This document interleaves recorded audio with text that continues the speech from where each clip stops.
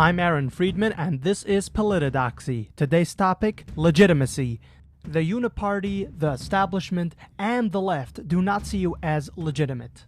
Your issues or concerns do not matter. Your arguments or grievances do not belong in the public debate. As a matter of fact, a lot on the left have now deemed you subhuman. And a lot of it, as they will let you know, has to do with you being white. And if you're black, then you are a race traitor. And if you are any other sort of minority, that must mean you hate yourself. You have self-internalized oppression. And you are full of hatred. And because of that, you do not matter. Your arguments are not to be taken seriously. You, as a matter of fact, are not legitimate. Illegal aliens have a greater right to this land than you have, as an American-born citizen. And we can see this all out in the open, how they treated Donald Trump when he was elected.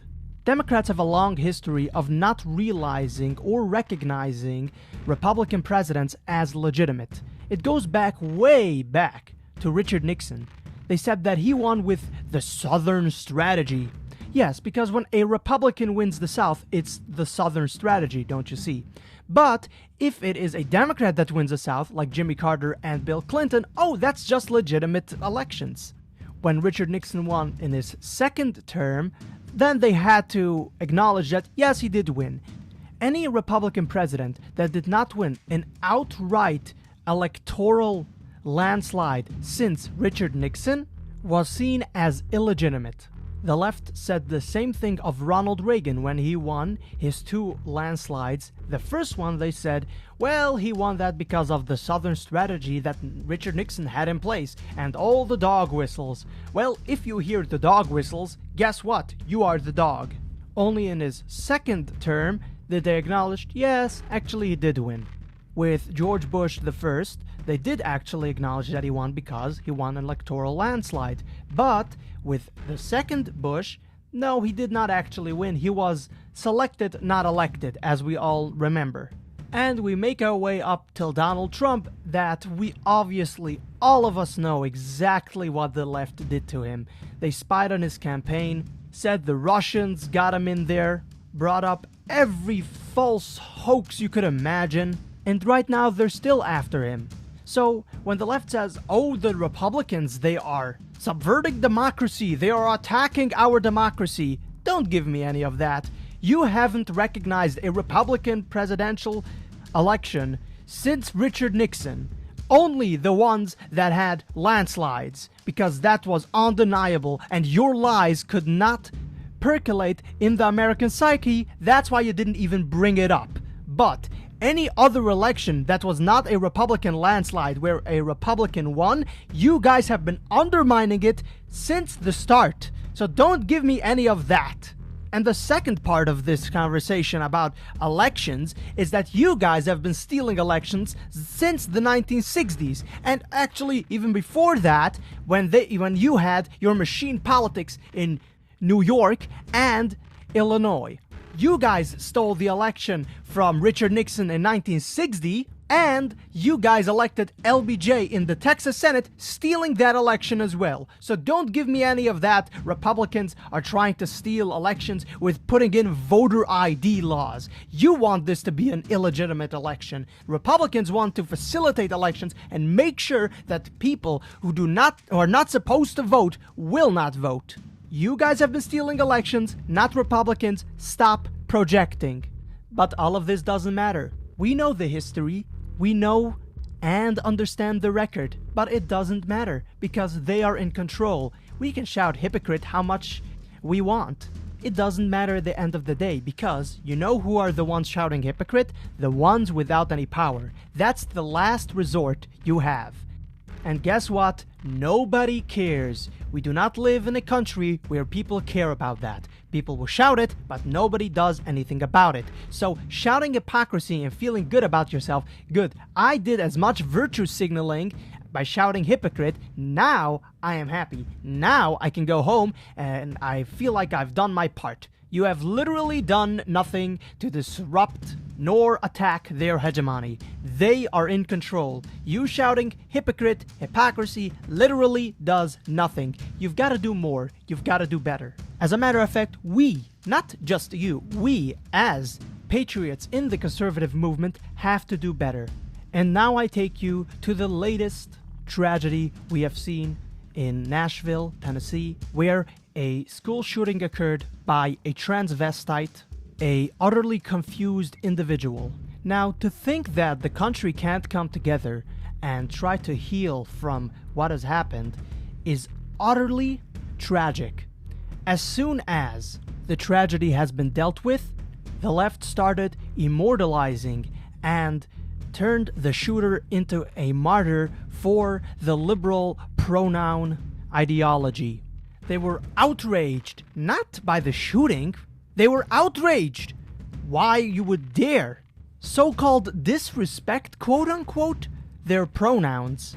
Shame on you for angering the pronoun God. Children have been shot to death, but God forbid you misgender, quote-unquote, the murderer.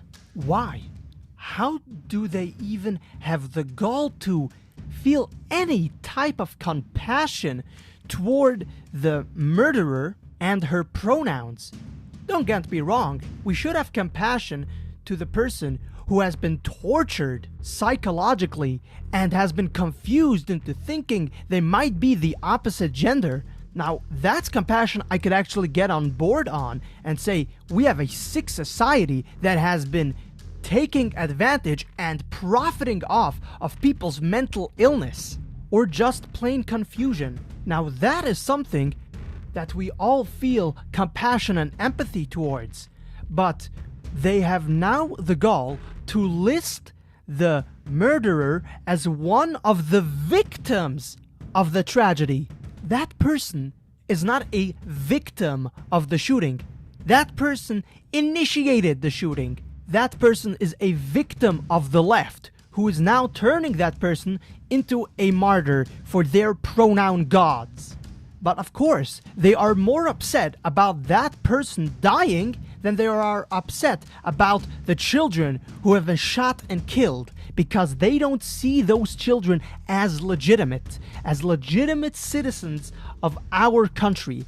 They see them as subhuman. And if you think I'm being hyperbolic, ask them. Ask them what they think about what happened. They will tell you that the Christians, those Christians, they aren't being tolerant enough. That person who shot up the school, that person was backed into a corner. Oh, they are being bullied. They are being oppressed. They are so oppressed in the United States of America. Oh my God. Yes, of course they're being oppressed. Even more than the Jews in the Nazi concentration camps. Even though they have a lower suicide rate than the so-called oppressed transvestites. But you know, the transvestites are more oppressed than black people under slavery, Jews during the Holocaust, and so on. You could go back in time. They are the most oppressed group, even though virtually literally, every company in the United States, every major institution in the United States now have their flags flown up on their rooftops, and story hours specifically catered for them, which I never understood the appeal to that. Why is that so important? Well, it's specifically catered to people who need degeneracy catered to them, otherwise their otherwise meaningless lives will be realized. So they can't have that, so they have to appeal to satanistic behavior in order to fulfill their lives. In other words, anything but God. But I digress. Back to the main subject. These people from the left do not recognize you as being legitimate. Even after the shooting, they still were talking about a trans day of vengeance. Vengeance? What have we done that we need revenge taken upon? Well, you see, you exist. Well, of course, they later cancelled it, but not before posting kill Christ cocks, behead Christ cocks, roundhouse kick a Christ cock in the concrete, slam dunk a Christ cock baby into the trash can. I ask you, does that sound like they see you as legitimate? Does that sound like they see you as human beings? Now I know what you're thinking. If you don't really get what is happening here, you're probably thinking, well, that's just the extremists. You are being hyperbolic. Yeah, of course I am being hyperbolic. Unlike them, who are being perfectly reasonable, of course. But, to take it to the more mainstream approach, we have Arizona Governor Katie Hobbs' press secretary posting a meme, so-called, of a woman holding two guns and shooting, and it says that us when we see transphobes, unquote. Oh, so you're planning to shoot quote-unquote transphobes when you see them. And that was posted after the shooting. Well, that's pretty peculiar, don't you think? A mainstream press secretary from a swing state under a Democrat governor posted something that advocated for the shooting of so-called transphobes, which is now everybody who disagrees with some of their literature, after the shooting at a school. Well, that's pretty interesting, isn't it? Oh, am I still being hyperbolic? Now, that person was forced to resign, which, by the way, doesn't mean anything, because we know that person will find a job somewhere in this great bureaucracy that we have. Just for the meanwhile, stay low and we will find you a job. Don't worry, we'll take care of you. The left protects its own. What can I say? If only the right had just a little bit of that gall to protect a little bit more of its own people who are being attacked unjustifiably by the left. Oh, but then that would be an insurrection.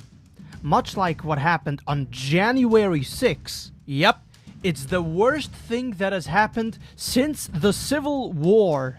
Even though nobody died except a Trump supporter, as a matter of fact, more people died in a transvestite shooting than on January 6th. To make myself perfectly clear, January 6th was not an insurrection. All evidence have been proven to show that this was not an insurrection. And furthermore, there were FBI agents and secret government operatives in the group trying to rile up everybody and to break into the Capitol, as well as there were Antifa and Black Lives Matter agitators in the group. Now, January 6th was so bad and so terrible. It was the worst thing that has happened to our republic, because we as Democrats are here on principle never to break into any Capitol building of the great United States of America. We will not allow any insurrection to happen. All Capitol buildings and all federal buildings need to be protected. Even though you guys had the Summer of Rage in 2020, where you burned down half the country and attacked courthouses, federal buildings, burnt people's private businesses, but that is not an insurrection. That is totally fine. Even though, if you claim a piece of land and call it a new country entirely, not once, I think it was twice. Chaz is one. I think there was another one. I can't remember the name.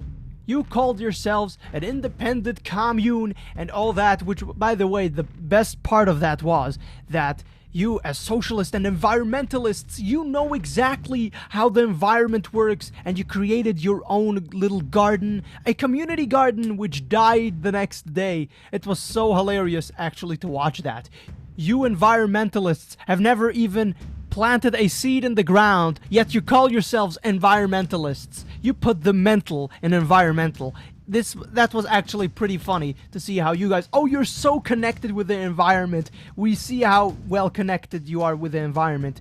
You try to create life and it dies off just like that. Hilarious. But I digress. So you guys go around burning down the country, creating your own countries. Oh, but that is not, absolutely not an insurrection. You can declare yourself independent from the United States, but that is not an insurrection. But here's the best part.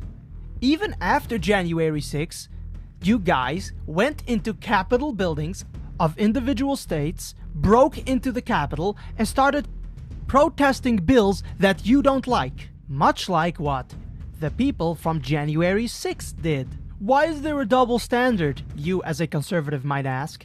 It's not a double standard. It's that you are not legitimate in the eyes of these animals who want to cut off body parts from human beings. Don't you see? You are subhuman to them. Not all of them, because we're talking specifically about the left and some Democrats. There are others who disagree with them, but they're still on their side voting for their people. But we're not talking about them. We're just talking about a specific group of people who control the reins of power. They are the ones with the most power controlling the institutions against you. And they don't see you as a human being. That's why you can't bring up anything that criticizes our elections, even if they are corrupt. But they can criticize legitimate bills being pushed through legitimate means of legislation and break into capitals, but they are not insurrectionists. They are not subverting democracy, quote unquote. We don't live in a democracy, we live in a constitutional republic, but I digress. They are allowed to because they have more rights than you. Isn't this what it was always about? Give us rights. What rights do these people do not have that you have? Literally nothing. Every single right you have, they have. Yet they shout they need rights. What is it about? It's about creating new rights, giving them extra super rights that succeed your rights. Your rights as human beings have been now erased because you are being erased. You are subhuman in the eyes of these absolute immoral beings. And the same goes to what they are doing right now to Trump. It's the longest story history has ever told. Okay, maybe not the longest story, but certainly one of the most complex stories history has ever told. Depending on who you ask, some will say it's just simple as that, some will say it's actually more complex, but it is one of the most interesting stories that has been developing since Trump ran for president. It's either complex that there are so many weird things happening between the lines that when you think about it too much, your mind goes bust. You can't take that much stupidity from the other side. And then there is the other way of thinking about this, that it's simple as that. They want to get Trump by any means necessary, which is of course true. This crazy district attorney, Alvin Bragg, is going after Trump over a misdemeanor which statute of limitations has already ran out. Meanwhile, letting murderers and every other type of criminal out of jail without bail, refusing to prosecute all these criminals. But Donald Trump now, that is the crime he's going after. It's just the Democrats are protecting their constituency, which largely consists of a lot of criminals. And to them, the law is basically a tool that they use against anybody who opposes them. They did so constantly with the IRS, going way back to John F. Kennedy's times. And even now, with the IRS showing up at Matt Taibbi's house the day that he testified before Congress on the weaponization of our major institutions against Americans.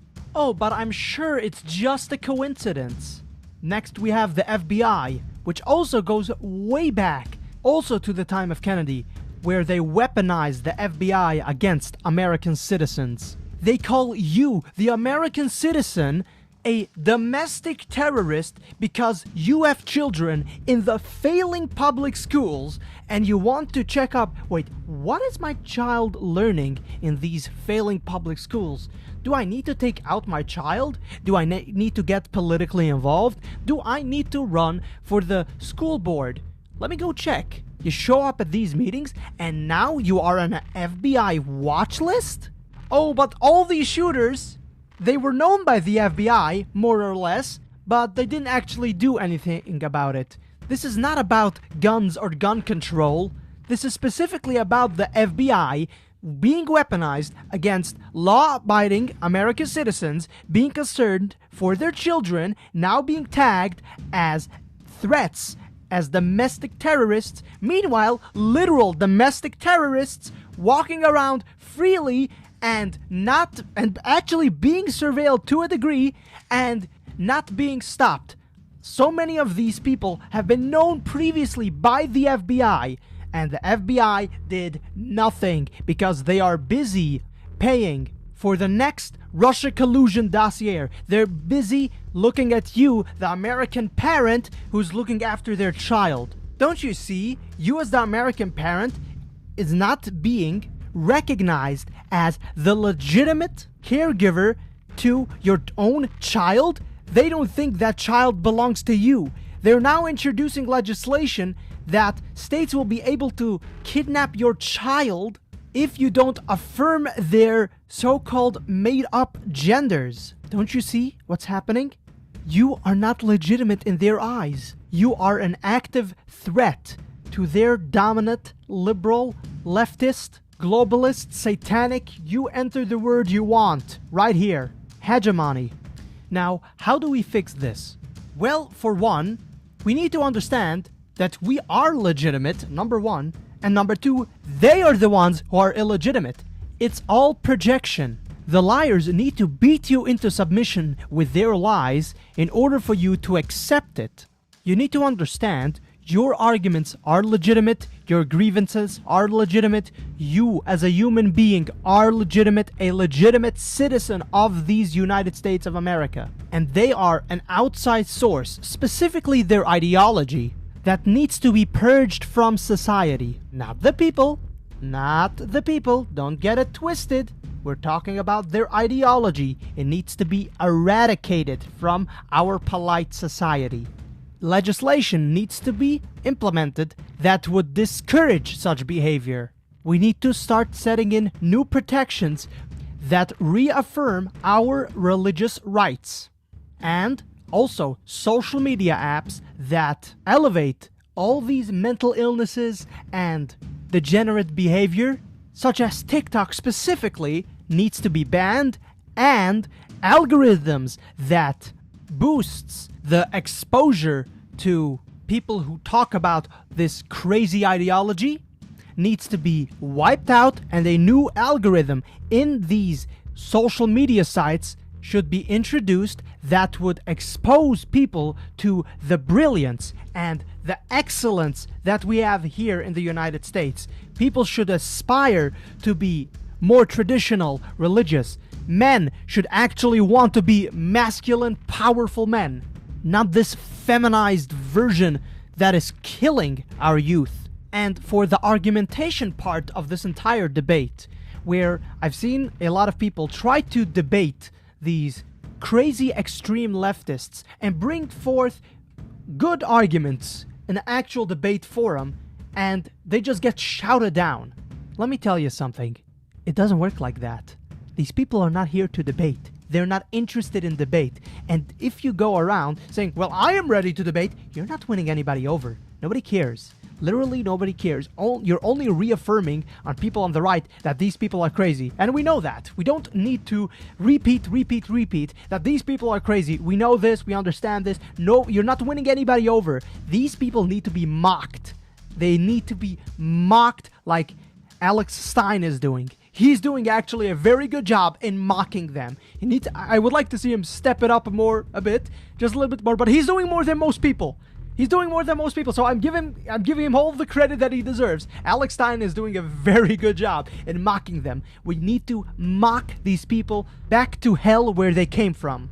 Only mockery will win the day against these people, because these people are the ones mocking us.